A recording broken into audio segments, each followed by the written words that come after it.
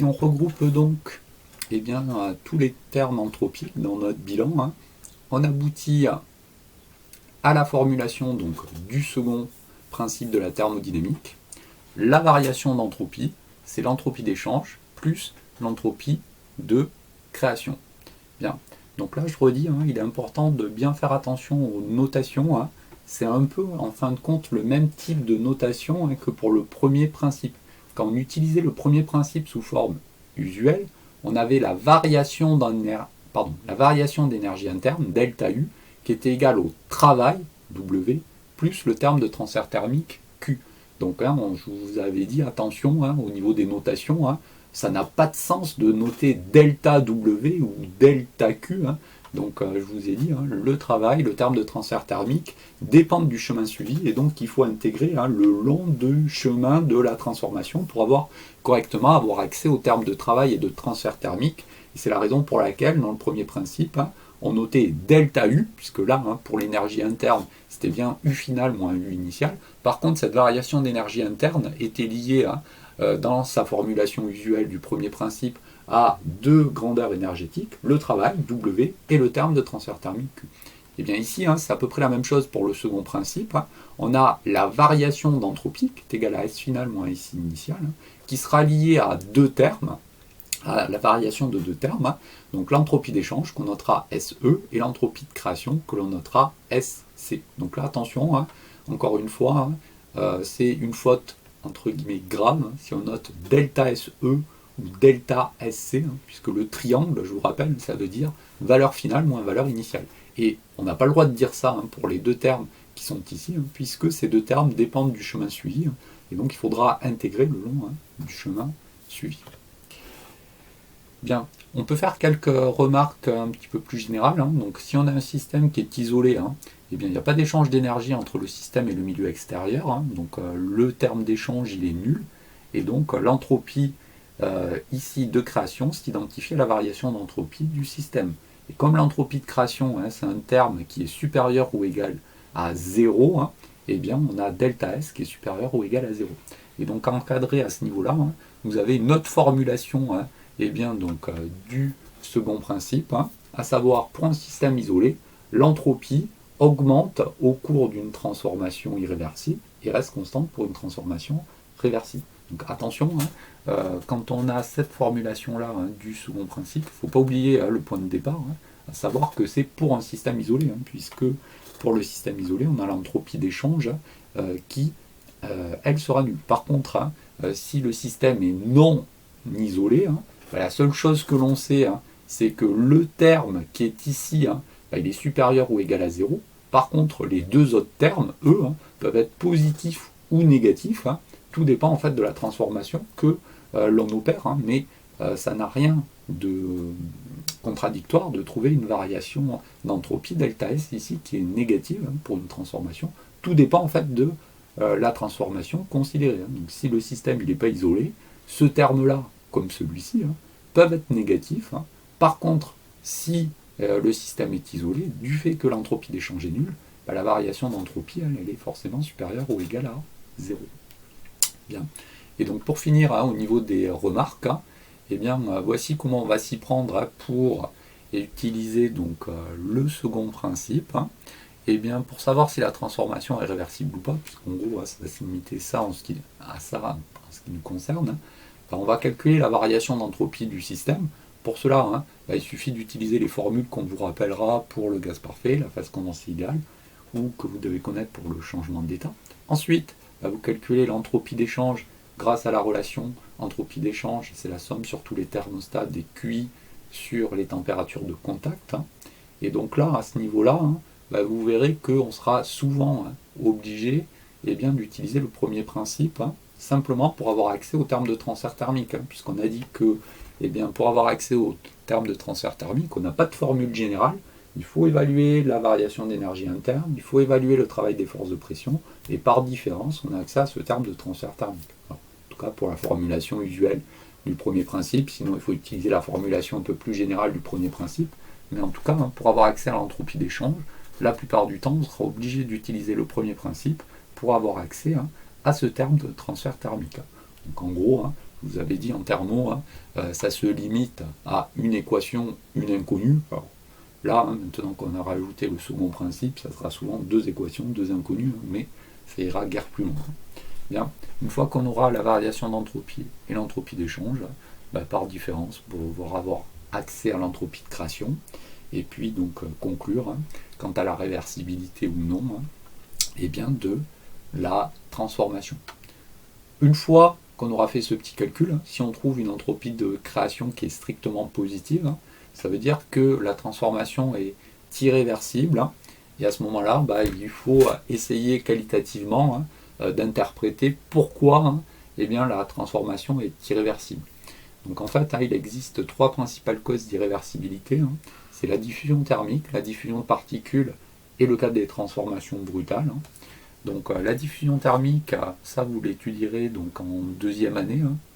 La diffusion de particules, vous verrez que ce sont des équations analogues à ce qui se passe en diffusion thermique, mais ça c'est au programme uniquement en PSI, pas en MP. Et puis les transformations brutales, on a déjà rencontré ça. Donc à ce niveau-là, rien d'extraordinaire. Bon, si je reviens rapidement qualitativement sur la notion de diffusion thermique, ça c'est simplement lié au fait que si on a deux objets qui sont à des températures différentes, on va avoir un transfert thermique qui va s'opérer du corps le plus chaud vers le corps le plus froid. Et donc cette transformation-là, ça va s'accompagner d'un terme de création d'entropie. Donc tout ça pour dire que dans les énoncés, dès le départ, la plupart du temps, on va savoir si la transformation que l'on va, si l'entropie de création que l'on va calculer, elle est positive ou pas, simplement en regardant qualitativement ce qui se passe. Si on a deux corps qui sont à des températures différentes, du fait du transfert thermique, on sait dès le départ que la création d'entropie sera non nulle. La diffusion de particules, c'est un peu le même type de phénomène, mais lié à des objets qui sont à des concentrations particulières différentes. Donc si on a une zone avec une forte concentration de particules et une zone avec une faible concentration de particules, on va avoir cette diffusion de particules qui va avoir tendance à homogénéiser en fait le milieu. Et donc ce phénomène-là, encore une fois, il s'accompagne d'une création d'entropie. Les transformations brutales, on a rencontré ça en TD, là également, sont des transformations qui sont irréversibles.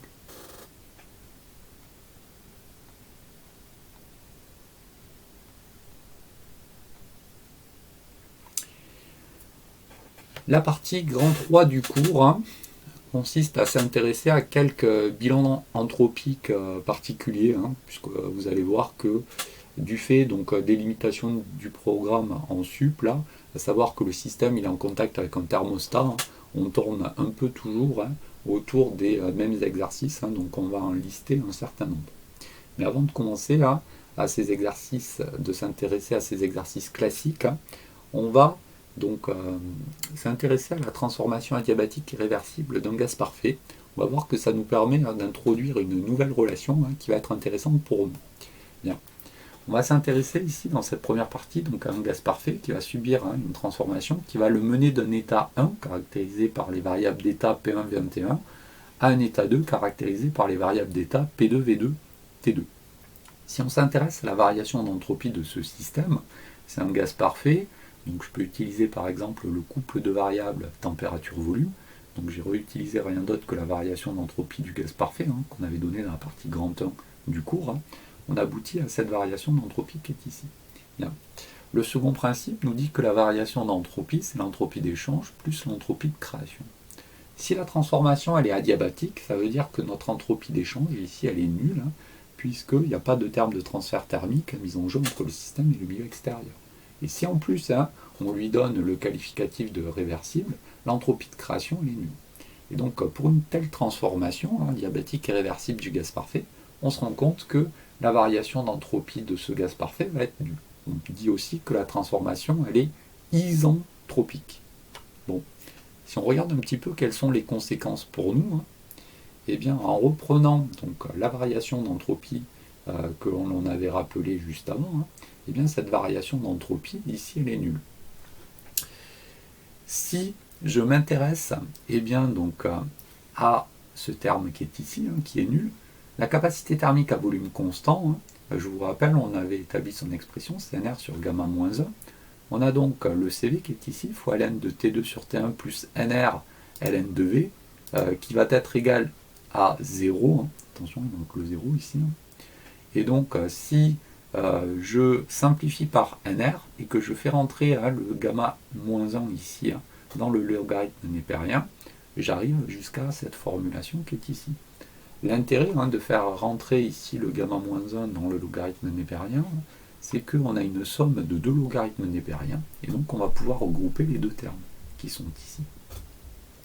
Lorsque je regroupe ces deux termes, eh bien, on se rend compte que le ln, ici, il doit être nul, et donc l'argument du ln doit être égal à 1. On arrive donc à la formulation des lois de Laplace. Donc, pour arriver à la formulation la plus classique, le terme qui est au dénominateur ici, je vais le faire passer à droite, et je vais tout élever à la puissance gamma moins 1, et on a donc T2V2 à la puissance gamma moins 1, qui est égal à T1V1 à la puissance gamma moins 1. Et donc pour notre transformation adiabatique irréversible du gaz parfait, on a donc T fois V à la puissance gamma moins 1, qui est égal à une constante. C'est ce qu'on appelle la loi de Laplace. Cette formule-là, elle est à connaître. Alors, quand je dis qu'elle est à connaître, eh bien en fait, du fait que l'on a un gaz parfait, on a PV égale NRT égale PV égale NRT, donc on peut la traduire, cette loi de Laplace, dans différents couples de variables. Donc là, elle est traduite dans le couple température-volume. Ce que l'on peut faire, c'est donc utiliser par exemple l'équation d'état du gaz parfait pour exprimer la température, donc PV sur NR, et si on réinjecte ça dans la loi de Laplace précédente, eh bien on remarque qu'on va avoir une équation qui ne va porter que sur les variables pression-volume cette fois-ci, et on a PV à la puissance gamma cette fois-ci qui sera constant au cours de la transformation. Ce que l'on a fait ici pour le couple pression-volume, on peut le faire pour le couple température-pression également. Donc à l'aide de l'équation d'état, j'exprime le volume simplement cette fois-ci, et j'injecte l'expression du volume dans l'équation de départ.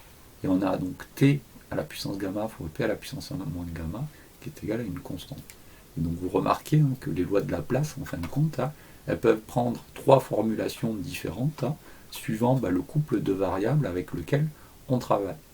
Alors, ces relations-là, elles sont à connaître. Malgré tout, elles se ressemblent toutes, ces relations. Donc on a vite fait de se mélanger au niveau des exposants. Donc moi, ce que je vous conseille, c'est d'en retenir qu'une.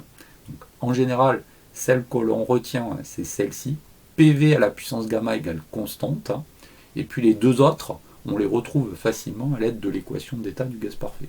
Donc vraiment, moi ce que je vous conseille, c'est de vous rappeler de cette formulation-là. Donc ça, on l'utilisera directement. Et ensuite, au besoin de retrouver les deux autres. Pour finir sur cette loi de Laplace, eh bien, la question qu'on peut se poser, c'est quelle est l'allure d'une adiabatique réversible dans le diagramme de Clapeyron. Alors en fait, il suffit de repartir sur la formulation PV à la puissance gamma égale constante.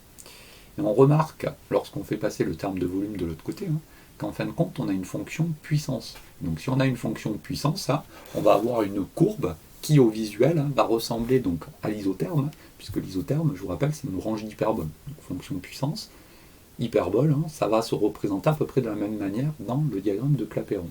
Bien. Toujours est-il qu'on peut être un tout petit peu plus précis en regardant localement la pente de l'isotherme et de la diabatique réversible. Pour cela, il suffit de calculer donc la dérivée de la pression par rapport au volume, puisqu'on est dans le diagramme pression-volume, diagramme de Clapeyron. Donc ici, la pression dépend à la fois du volume et de la température. C'est pour ça que j'ai utilisé cette notation ici en dérivée partielle, pour avoir accès à la dérivée partielle ici de la pression par rapport au volume, suivant que l'on ait une isotherme ou une adiabatique réversible. Donc ici, je dérive simplement la pression à l'aide de l'équation d'état du gaz parfait, P égale nRT sur V, ce qui nous permet d'aboutir à ce terme-là, autrement dit moins P sur V. Pour la diabatique réversible, je ne me sers pas de l'équation d'état, mais je me sers de la loi de Laplace pour avoir accès à cette pente. Et on se rend compte, après simplification ici, que l'on a moins gamma fois P sur V. Et donc on remarque que, on a un facteur gamma qui différencie les deux pentes ici.